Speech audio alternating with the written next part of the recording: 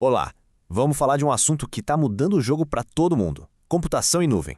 Hoje em dia, entender o básico disso não é só um plus no currículo, não. É praticamente uma obrigação para se manter competitivo. Mas aí a gente se pergunta, né? Por que é tão crucial assim entender de nuvem? E olha, a resposta vai muito além de ser só uma skill técnica para a galera de TI.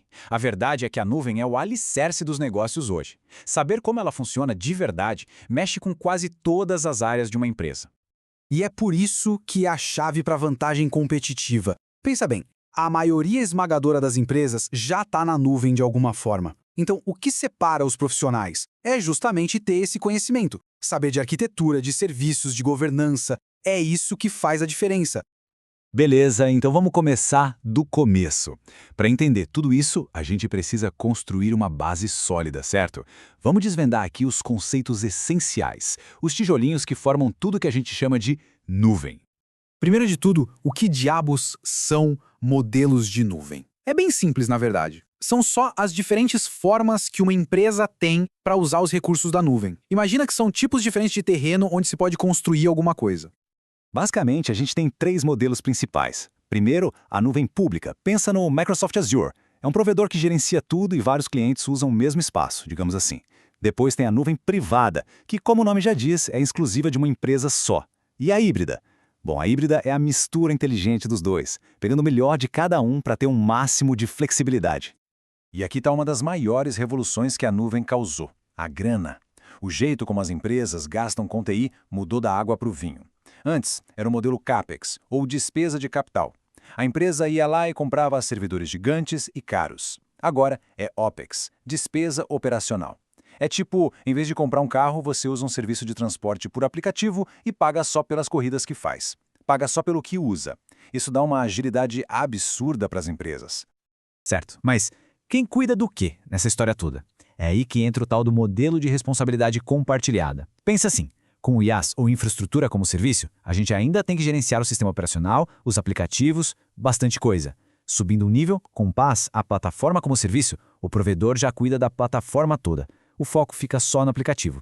E no topo tem o SaaS, software como serviço. Pensa no Microsoft 365. Aí o provedor cuida de praticamente tudo. O mais importante é sacar exatamente onde a responsabilidade da empresa começa e onde a do provedor termina.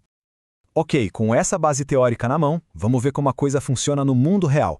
E para isso, a gente vai usar um dos gigantes do mercado como nosso guia, o Microsoft Azure. Bora ver como esses conceitos todos se aplicam na prática. E antes de mergulhar de cabeça, tem uma notícia excelente para quem está querendo começar a fuçar nisso. Achar que precisa de muita grana ou que é super complicado para começar? Bom, isso é um mito. A barreira para entrar nesse mundo é bem mais baixa do que parece. Pois é, o Azure dá, de graça, uma conta com $200 de crédito para usar nos primeiros 30 dias. É uma chance de ouro para testar tudo, criar projetos, aprender na prática, sem botar a mão no bolso. A grande força do Azure é que ele é global. Tem data centers espalhados pelo mundo todo em várias regiões. E dentro de cada região, eles têm as zonas de disponibilidade, que são tipo data centers independentes. Se um cai, o outro segura as pontas. E para uma proteção extra ainda mais forte, existem os pares de regiões, que é para recuperação em caso de desastres maiores. Ou seja, é uma estrutura pensada para não cair nunca. E por falar nos serviços, o Azure tem umas coisas bem impressionantes. Uma delas é a possibilidade de levar o desktop de trabalho para a nuvem. É isso mesmo. Com o Azure Virtual Desktop, dá para acessar o ambiente de trabalho de qualquer lugar, como se estivesse no escritório. E tem mais, que tal criar um compartilhamento de arquivos, tipo uma pasta de rede, sem ter um servidor físico para isso? Parece mágica, né? Mas com as contas de armazenamento do Azure, é totalmente possível. É o poder da nuvem simplificando a vida.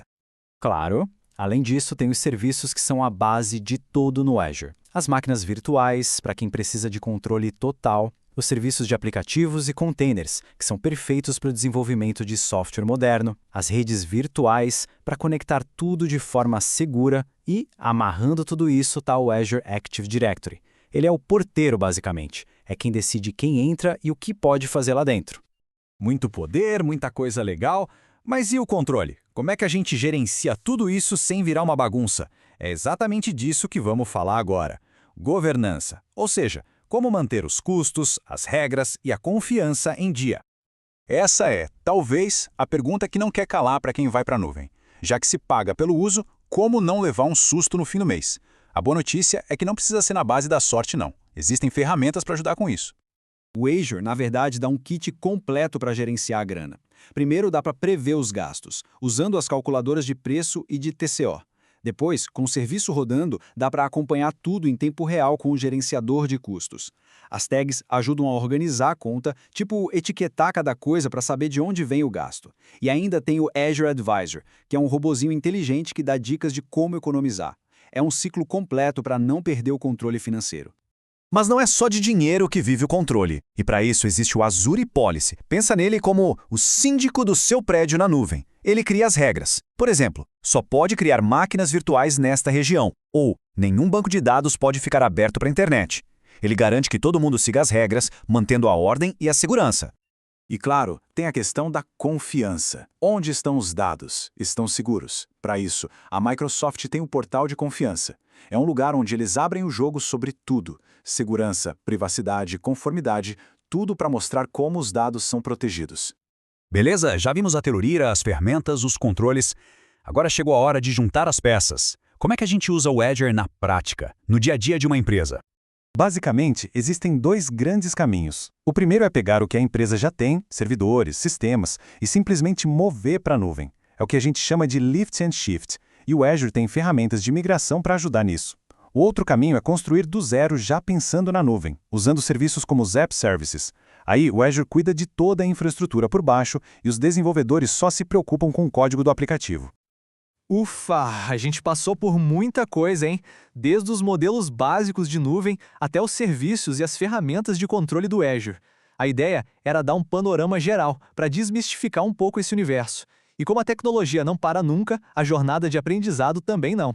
Então, a reflexão que fica é: qual vai ser o próximo passo nessa jornada para dominar a nuvem? Muito obrigado pela companhia